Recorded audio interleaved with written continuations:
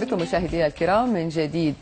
باتت الشائعة عامل جذب ومصدر موثوق منه للكثير من القراء. جاءت دراسات عن هذا الموضوع من المركز الوطني في السعودية، ذكرت أنه 82% من الناس شايفين أنه الإشاعة بتأثر بالرأي العام بشكل كامل، وناس ثانية شافت نسبة 69% شافت أنه الشائعة هي الأكثر انتشارا في مجتمعنا، بينما 50% هم اللي بيرجعوا للمصدر. يا ترى إيش وراء انتشار هذه الشائعات وولع الناس بها؟ هذا اللي حنعرفه من ضيفنا في الاستوديو، وهو المحلل النفسي الدكتور هاني الغامدي، وأيضا المتخصص بالقضايا الاجتماعية. أهلا وسهلا. أهلا وسهلا بك. حياك الله. أهلا وسهلا. أنا لفتت نظري نسبة 82%، نعم 82% شايفين أنه الشائعة لها تأثير كبير على الرأي العام. إيش تعليقك؟ عظيم جدا. طيب، بسم الله والصلاة والسلام على رسول الله. من المؤسف أنه يكون في عندنا أفراد مجتمع إمعات لو جاز التعبير، لأنه حقيقة الأمر يحتاج إلى إعمال عقلي. فجزئية أنه والله كلمة فضيحة أو كلمة إشاعة أو كلمة من الكلمات اللي هي جاذبة لبعض الأشخاص لكي يطلع على المحتوى، هذا ربما يكون جزء من الفضول ولا ضير في ذلك، لكن الإشكالية في أنه البعض يعمل ويدلي بدلو استنادا على أنه هذه المعلومة صحيحة. هذه هي الإشكالية في أنه ذكرت كلمة أنه البعض قد يكون إمعة لكثير من هكذا محتويات. الإشكالية في هذا الجانب هو ولكن إنها ممكن تكون مصدر جذب لكن تؤثر بالرأي العام. ما هذه هي الإشكالية خلود، لأنه لو كان الأمر أنه مجرد فضول ما في إشكالية. أطلع وأشوف الخبر، أحلل، أعمل عقلي، أشوف أن الأمر لا يستحق أن أنا أرد أو أنه حتى أصدق. ليش؟ لأنه أنا أتكي على العودة إلى المصدر زي ما أنت ذكرتي، اللي هم 50% فقط. تمام. ال 50% هذول أيضا حتى لو عادوا إلى المصدر، فهل هذا المصدر هو مصدر موثوق؟ هذا كمان موضوع ثاني. الإشكالية في ال 82 أنه يعني غريب جدا أنه هم يردوا ويدلوا بدلوهم مصدقين لما قد هو عليه وينفعلوا ويتفاعلوا زي ما تفضلتي، وبالتالي هذه هي الحتة اللي فيها جزئية كلمة إمعة اللي يمكن تكون كلمة قاسية شوية. السؤال: هل أقبل أنا أن أكون إمعة لأي من يسحبني تجاه بعض المعلومات اللي قد إنها ترد بشكل أو بآخر على الإنترنت أو الجرائد أو خلافه؟ إذا ما كان الأمر له مصدر موثوق، فبالتالي أنا عندي إشكالية في إعمالي العقلي حيال تحليلي هكذا مواقف. دكتور، توصل مرحلة التفاهة والاستخفاف بالعقول، تركيب بعض الصور على رؤوس بعض الشخصيات اللي بريئة كل البراءة من ما نسب إليها، والناس تصدق أيضا، بالرغم أنه مثلا بالعين المجردة ممكن تكتشف أنه هذا كلام مظبوط. هم دول الإمعات، هم دول الإمعات. فإذا يقبل الإنسان أن يكون إمعة دون أن هم ضحايا، يمكن لا مش ضحايا، عفوا. ربنا ادانا العقل يا خلود، اداك عقل واداني عقل، وجعل مننا نحن نتفكر. فجزئية التفكر اللي كررت في القرآن من قبل مولى العباد في انهم يتفكروا، هذا امر واجب عليك وواجب علي وواجب على كل انسان. إذا بعض الظن إثم. صحيح. اذا انسان بذاته ما تفكر فهذه اشكاليه في اعماله العقلي. احنا اللي بنحاول انه احنا نوصله للمجتمع دائما بانه فكر، تدبر، حلل، ابحث عن المعلومه في مصدرها الحقيقي. بالاضافه فوق هذا كله في مجتمعنا الحالي وفي وضعنا التكنولوجي اللي وصلنا له كمان في اشياء كثير احنا ما بنصدقها، فما بالك انك انت بتصدق لمجرد خبر مطروح. معناته الاشكاليه فيك وليست الاشكاليه في الخبر. اما مين مسبب الخبر ومين كاتب الخبر ده موضوع ثاني. ده موضوع ثاني بالضبط. طب ايش سر ولع الناس بالاخبار والشائعات والفضائح والاخبار الغريبه والعجيبه؟ ايش السر انه الناس ممكن يكون الشخص، يعني ممكن اضحك عفوا على هذه الفكره، انه الناس ممكن يكون شخص لا بيقرا جرائد او صحف ولا مجلات ولا وبالنهايه بس يشوف بطرف عينه في خبر مثلا شائعه، وفاه، مقتل، فضيحة، أو على طول يطالع ويقرأ ويشوف. إيش السر في هذا الولع؟ نرجع نقول اقرأ وشوف، ما عندك إشكالية. الفضول موجود فينا كلنا، لكن الإشكالية في أنك أنت تصدق. التحليل النفسي لهؤلاء الأشخاص أنه هو ليس لديه مكانة اجتماعية، هو فاقد للثقة بالذات، فهو يبغى يدلي بدلوه بأي كلمة.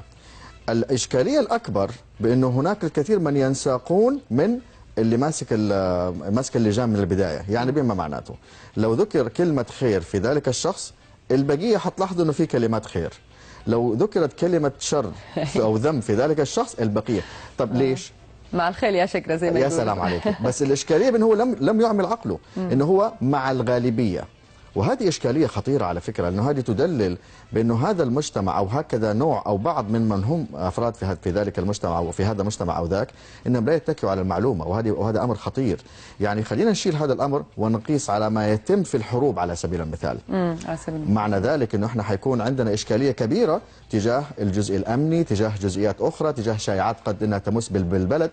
أحبائي، يجب أن نتنبه أن الأمر ترى ما هو فقط أنه أنا أكون إمعة في أن أدلو بدلوي حيال ذلك المحتوى، إنما يجب أن أعمل عقلي.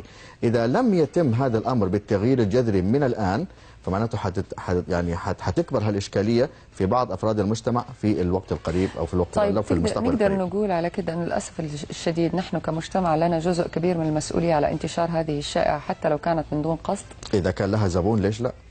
إذا كان لها زبون فبالتاكيد الشائع حينما بتلوم الزبون ولا بتلوم البياع؟ أنا بلوم الاثنين. أنا بلوم أو التاجر. أنا صادق، أنا بلوم الكذاب الكبير اللي هو حط أو ضبط هذا المحتوى لو جاز التعبير وأطلقه، وألوم أكثر اللي اشترى.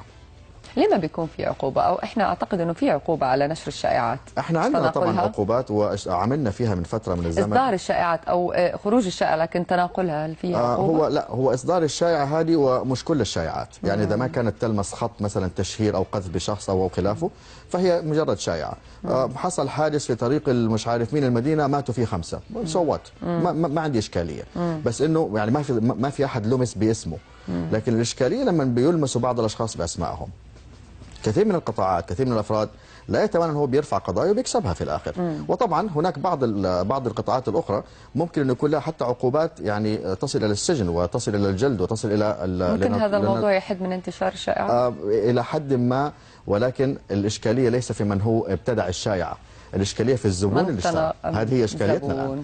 يعني انا الشخص اللي بيحط الشائعه قد يكون متخلف عقليا، قد يكون تحت تاثير مخدرات، قد يكون انسان فاقد للثقه بالذات، قد يكون ممكن يكون شخص صغير بس وشخص صغير قد بيلعب يكون له اهداف سياسيه، له اهداف ارجاف، له اهداف التاثير على الاخر.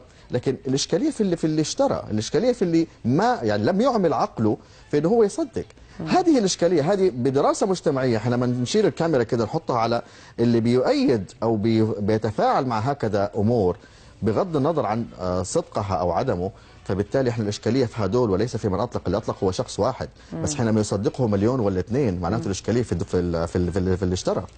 برضه دكتور خلينا نتكلم بصراحه، يعني الانفتاح بمواقع التواصل الاجتماعي سلاح ذو حدين، استخدامه يعني يمكن ساعدت كمان على رواج مثل هذه الشائعات لانها فتحت الباب على مصراعيه لمثل هؤلاء المهووسين في عالم الشائعات. صحيح، لذلك انا قبل فتره يمكن حوالي 6 أشهر كنت طرحت تساؤل في الفيسبوك عندي وقلت هل أسس أو سبل التواصل الاجتماعي الحديثة هذه هل هي فضحت أو إنها عرت بعض الأشخاص؟ بالفعل احنا اكتشفنا خلال الفترة السابقة إنه كثير من الأشخاص قد فضح بمعنى المحتوى العقلي أو الفكري الخاص به، لكن لما ينسحب هذا الأمر إلى مجموعة كبيرة وعدد كبير من الأشخاص فمعناته احنا عندنا إشكالية على مستوى بعض أفراد المجتمع. أنا لازم ما بقول أفراد المجتمع عشان لا أحد يسمعنا اليوم يقول والله بيقولوا أفراد المجتمع، يقول بعض أفراد المجتمع. تمام، وبرضه حيطلعوا شائعة عن الكلام اللي احنا بنقوله أنا وأنت دحين. لا حول ولا قوة إلا بالله، إيش في يطلع شائعة كله الموضوع؟ هنشوف، حنتفرج يطلع. فإذا الإشكالية عندنا في جزئية أنه يجب أن احنا نتنبه إلى الاتكاء على معلومة. knowledge is freedom، يعني حتى معروفة من أسس العلم في الغرب أنه العلم نور احنا بنقول، أو المعلومة تعتبر حرية.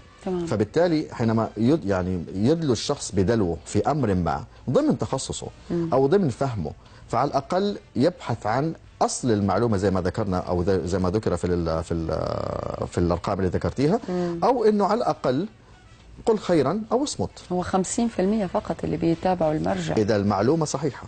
يعني هم بيتجهوا للمصدر عشان يعرفوا إذا المعلومة صحيحة. وكمان ما بالك إنه قد يكون المصدر يعني مروج لإشاعة، مروج لإشاعة، لأنه كثير على فكرة من الإشاعات من مصادر أحيانا تعتبر مصادر موثوقة ليست على مستوى الدولة إنما على مستوى كثير من القطاعات مثلا، أو على بعض الأفراد أو بعض الشركات والمؤسسات أو لفنان معين ممكن تطلق المعلومة للاستخدام بشكل أو بآخر. البعض من الفنانين خلينا نكون كمان القلة منهم بيستخدم بعض الشائعات لنوع من أنواع يعني خدمتهم في بعض صحيح الحين. لأنه على فكرة الآن أصبح في عندنا سوق معروفة، يعني خلينا أكتب مثلا فضيحة سين من الناس. أنا متأكد خلال سويعات بسيطة عشرات المئات إذا ما كانوا آلاف من الأشخاص حييجوا ويطلعوا. طيب أنا أكتب مثلا فضيحة كذا وأحط تحتها إعلان، فغصبا عنهم هم جو تحت مسمى فضيحة من باب الفضول احنا ذكرناه، وفي نفس الوقت هو روج لي امر معين او فكره معينه او جمله معينه. طيب احنا كونك ذكرت بعض المصطلحات، احنا عندنا كمان مصطلحات ما ادري حتتفاجئ منها ولا لا، بس خلينا نذكرها لكم المشاهدين الكرام. طبعا هذه الاحصائيه وفقا لفريق عمل او دراسه احصائيه عمل عليها فريق اعداد برنامج سيدتي، وذكرت هذه الاحصائيه انه 38 ألف سعودي غردوا خلال شهر بمضمون كلمه شائعه. 38 ألف بفترة شهر فقط. وغرد بكلمة عاجل 2 مليون شخص. طبعا هذا كله بفترة الشهر يا دكتور، كيف تفسر هذا الموضوع؟ ما حد فيهم غرد بكلمة فضيحة؟ والله هذه أنا متأكدة. فضيحة على فكرة، فضيحة تجيب زبون أكثر. كلمة فضيحة تجيب زبون أكثر. تتوقع تجيب كم يعني دي؟ تجيب ممكن خلال يومين، ممكن تجيب 1,250,000 يومين. خلال يومين ممكن تجيب 250,000 تغريدة أو ريتويت أو تناقل للمعلومة خلال يومين. بعض الأشخاص حقيقة يعني هو عنده زي ما احنا قلنا من حسن النية، نقول عنده باب الفضول. ما زلت أؤكد وأحرص على جزئية ابحث عن أصل المعلومة، وفي نفس الوقت المعلومات أو الأمور اللي فيها قولان يا ريت نترفع عن التدخل فيها، لأنه على فكرة حتى بالشرع وبالدين ليس من المفترض أنه كل ما يعرف يقال. هذه نقطة. والنقطة الأهم أنه لا تسألوا شيئا تبدأ لكم تسؤكم، هذه آية في القرآن. وفي أمر ثالث برضو مهم، أنه الإنسان أحيانا بل واجب عليه أنه حتى لو كان في أمر يقينا وموجود هذا الأمر وأمامه، أليس باب الستر هو من الأبواب المهمة لدى المسلم واللي يعني يجزى عند المولى عز وجل بها بأمر؟ طب ليه ضعف هذا الوازع تحديدا؟ نرجع لموضوع الثقة بالنفس، انه انا ابغى ادور لي على مكانة اجتماعية، ابغى ادور لي على شيء معين اظهر من خلاله، ابغى احاول ان انا ادلو هو مرتبط كله بالثقة بالنفس طبعا، لانه في الاخر اذا انت واثقة يا خلود بانه هذا الامر يعني حسب اعمالك العقلي لا يصدق، او هذا الامر غير منطقي، لانك تتكي على معلومه، لانه عندك المعلومه وفي نفس الوقت عندك جزئيه البحث والتقصي. لا تعتقد ان الرادع الديني او الرادع الانساني هذا احنا ناسينه، انا حرام اعمل كذا؟ هذا ناسينه احنا تماما، الامر هذا احنا ناسينه، خلينا نعترف ونقر لان احنا ناسين الجزئيه هذه. ما هو عشان كده انا قلت لو كان الامر راح وجاء على انه نتقي الله نتقي المولى، فانه حتى لو شفت فضيحه، حتى لو شفت امر امامي بانه انا اتقي الله بالستر فانت ماجور، لكن احنا نسينا الموضوع ده موضوع احنا يعني تجاوزناه وخلصنا منه، وهذا شيء مؤسف. اخر كلمه توجهها لمروجي الشائعات ومصدري الشائعات. انا اعتقد انه مروج الشائعه، مش اعتقد يقينا هو انسان عقابه عند المولى عظيم. الشخص اللي بيشارك في اي شائعه بدون علم لا يعتقد لأي لحظة من اللحظات بأنه الأمر طلع على فكرة والله أنا كنت أعتقد كده، لا، ربي طلب منك أنك تتقصى وتبحث، وهذا أمر موجود في القرآن في عدة مواقع. الأمر الثالث أنه من المؤسف جدا أنه أو المعيب أنه إحنا يكون عندنا أشخاص يعني يكون عنده الحماسة بأنه هو يرد في أسرع وقت دون أن يبحث ويتقصى عن مصدر المعلومة. ممكن يكون هو مشارك في الجريمة بالفعل. شكرا لك دكتور، يعطيك ألف عافية. شكرا لك. إذا مشاهدينا الكرام بعد هذه الفقرة ما زالت فقراتنا من سيدتي مستمرة، ولكن بعد هذا الفاصل القصير خليكم معنا.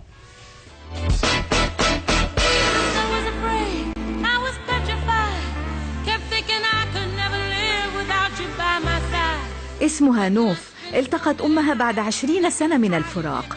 اسمها شمس، خدعها شاب متهور وأنقذها رجل صالح. اسمها ندى أو وفاء. لكل امرأة حكاية طموح أو دموع أو احتياج أو ظروف صعبة، كيف نجعلها تتمسك بالأمل. قصص سيدتي الإنسانية تنقل لك حكايات واقع صعب وإصرار على بدايات جديدة.